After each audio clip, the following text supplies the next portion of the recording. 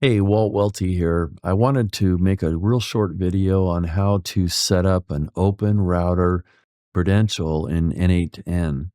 So this video assumes that you already have your OpenRouter API key, and all you want to do is set up the credential.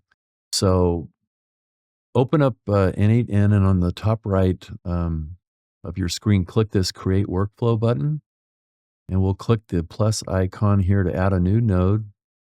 And in the search box, I'm going to type AI agent and click on AI agent. And now on the upper left corner, I'm going to click back to Canvas. And you can see we have this AI agent here now. So with these agents, you have to always assign a chat model. And I'm going to click this plus icon. And here we can choose Anthropic or OpenAI or Google Gemini. But all these different platforms will require an API key. So rather than setting up a credential for each one of these platforms, what I like to do is I'll use OpenRouter, which gives me access to all the different chat models. Like if I look here under models, you can see we have access, to just probably hundreds of large language models. So all the popular ones from Anthropic or OpenAI or Google Gemini, they're all here.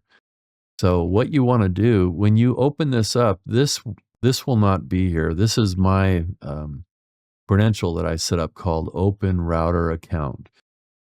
You're going to see something probably that says create new credential. If you click on this, or it might be blank, click on the drop down and click on create new credential. And all you have to do is paste your API key in this text box and leave this on all, and then name this OpenRouter account up here, and then press this save button. Once you press the save button, you'll see it will say it will have your OpenRouter account here, and you'll never need to set this credential up again. Whenever you choose OpenRouter, it's automatically going to assume that's the credential you want to use.